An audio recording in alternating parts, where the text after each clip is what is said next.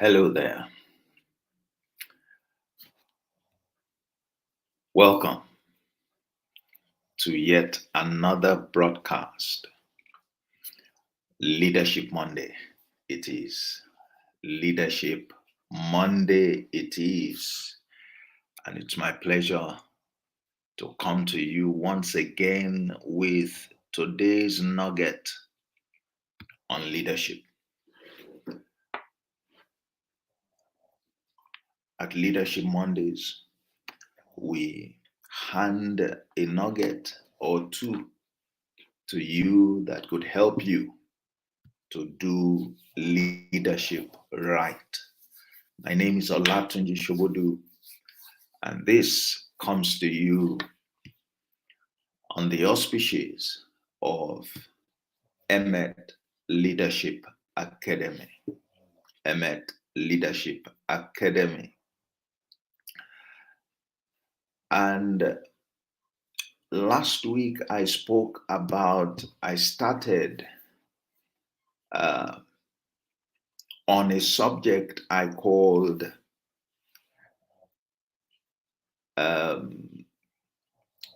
Foxes Have Holes.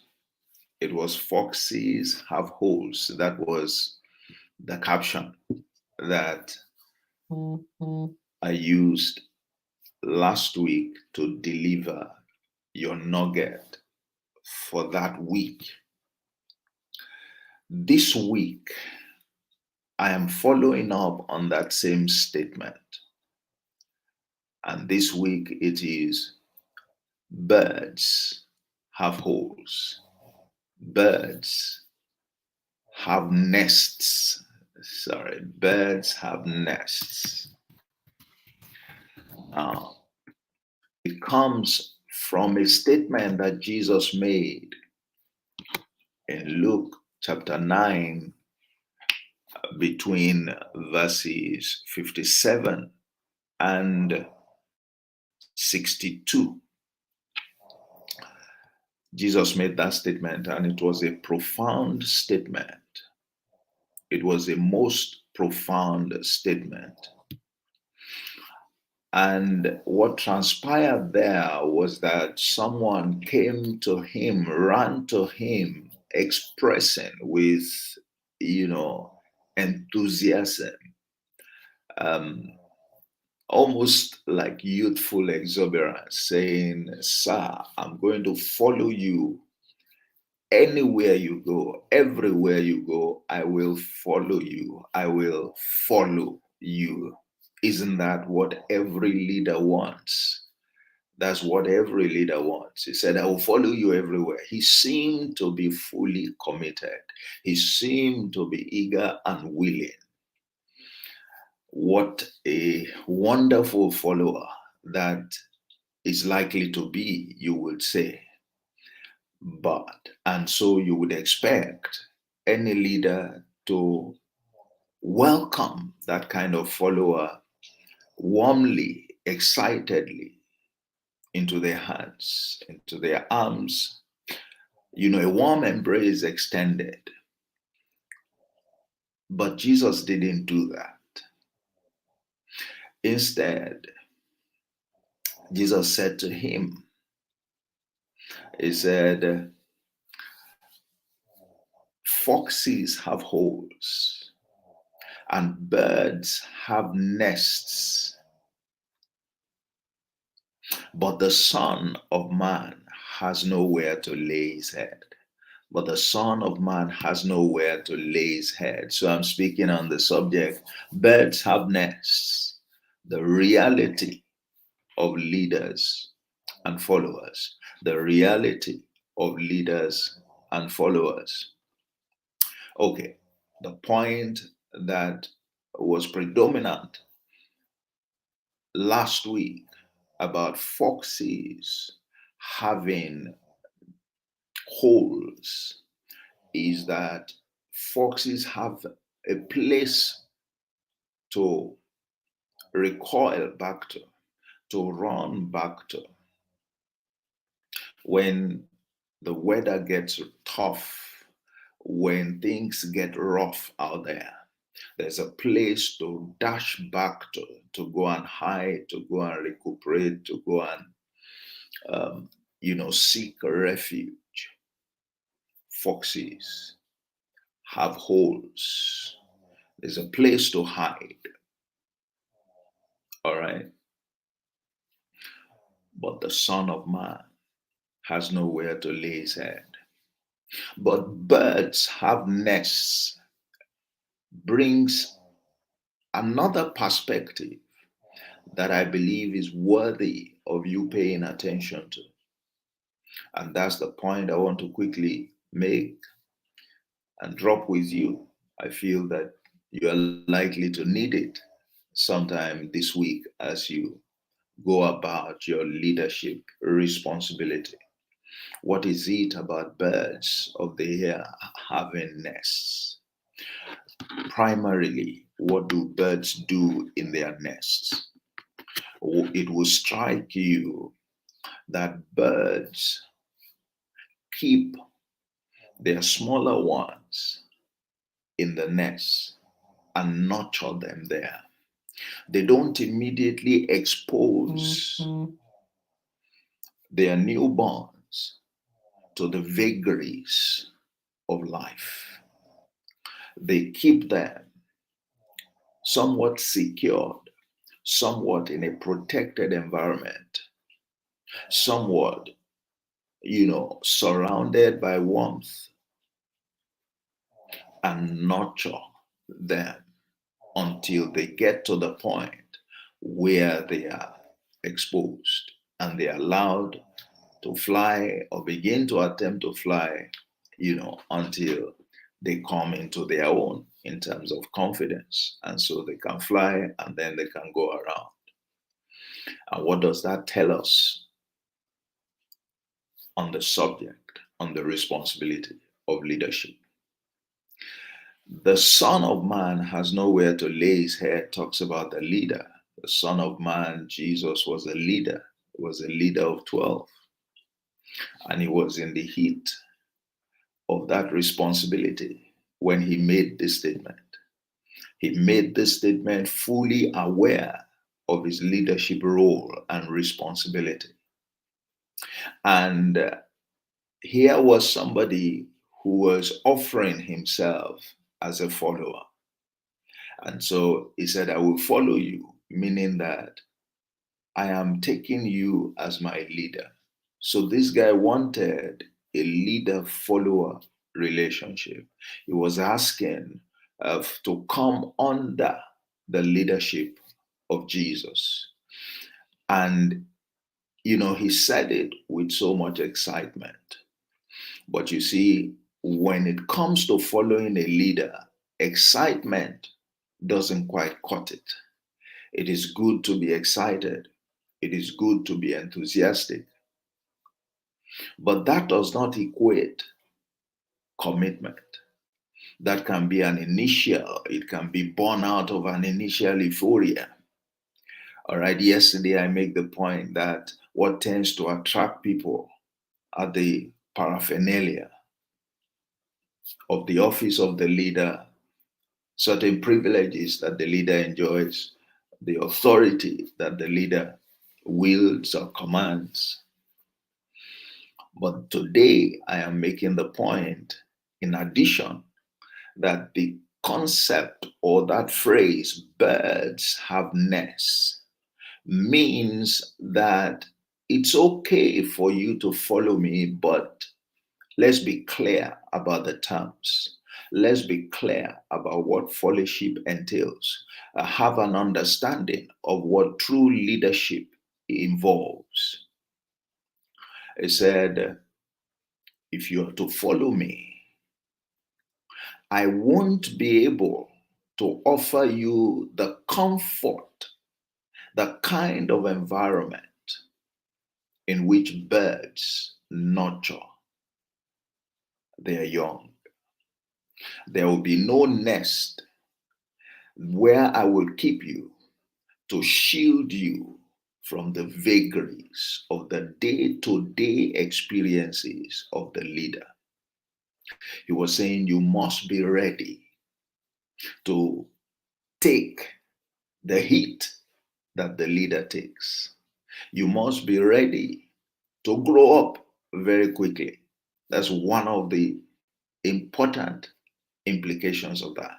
Birds have nests. Birds, the young of birds are not made to grow up very quickly. The birds, the mother bird, all right, provides so much protection, shields them from the weather, from the rough, environment, from the wind that could blow rough, until they get to the point where they are well developed and they can be exposed to those vagaries. This is profound. It's profound because the follower needs to understand the terms of following. They need to be made aware that following is not piece of cake, and that in particular, when you are working with a good leader, with a true leader, with a leader who is sincere and authentic, he makes you aware of what you must get yourself ready for.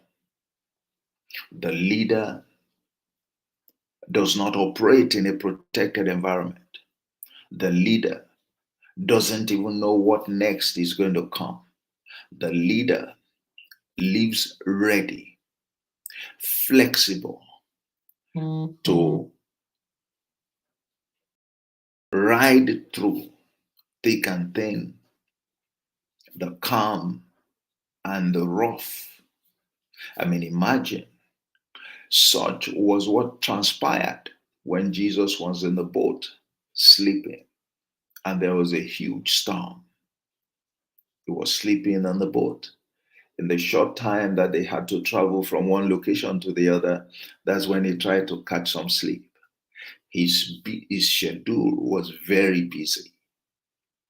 But then came this rough weather, and it wasn't something that his disciples were, used to. And they cried out. I mean, looking at him sleeping, just barely, he trying to steal some hours of rest while the storm was raging. And they cried to him, "Don't you care that we perish? Don't you know that we're going to die in this kind of storm? If something isn't done and you are there as our leader, you are busy sleeping. Hello." And he stood up and he did the needful, calmed the situation, restored the wind. There was peace everywhere. And then he said to them, "Why is it that you guys have no faith? Why don't you have any faith?" Now, he didn't regret that they faced a situation like that. He took that situation in his stride. It's the kind of thing that he was preparing this fellow for. That, look, forget what you see. Forget the, the celebration, the praise, the worship, the respect, the authority, the way you see people hailing me. Forget that this business of leadership and training followers to become leaders involves much more. Let me draw your attention, he was saying, to the side that you don't see, because there is a side of the leader that you do not see, except and until you walk practically with the leader. That's the rough side of things. That's the side that is fraught with uncertainty. That's the side that is characterized by risk. That's the side that reveals the burden that the leader carries. That's the side that is inconvenient for the leader, but he has to bear it and to walk through it, focusing on where he is going. He said, birds have nests. It's not quite the same as foxes have holes. Birds have nests. It's more obvious to us when we look at birds that their nest is of great significance because that's where they nurture their young. And the essence is to protect their young, for the most part, from the vagaries of life, from the adversities of life. But when you follow a leader, the leader has nowhere to lay his head. That things can be so tough that the leader forgets any craving for comfort. The leader isn't thinking about the same thing that you are thinking, doesn't have the same expectation of comfort as you and I may have. The reality of leaders and followers, the reality of the business of leadership. Birds have nests. Birds have nests. But the leader is not called to live a comfortable life. Let me emphasize that this leader wasn't complaining by making that statement. He wasn't lamenting by making that statement. He wasn't trying to scare the one who expressed a desire to follow. No, not at all. Far from it. He was a leader who understood exactly what his business was. He was a leader who, more importantly, understood the need to be sincere and authentic to every follower. And that involved making the terms of engagement very clear, not sweet talking, not pretending, not deceiving the follower into following. That's not the characteristic of a true leader, of a good leader. Leadership can, and when it's done properly, be truly rewarding, because great value the leader can add to the follower. But the leader must let the follower know that the journey and the route to that place of value added can be treacherous. It's going to be tough. It's not paved with comfort. It's not paved with comfort. So he was basically trying to get the follower ready for what following a true leader entails. It was making the terms of engagement clear. And there's something that he said at the closing of this encounter. He said, look, no man having put his hand to the plow and looking back is fit for the kingdom of God. Let me put that in the context of leadership.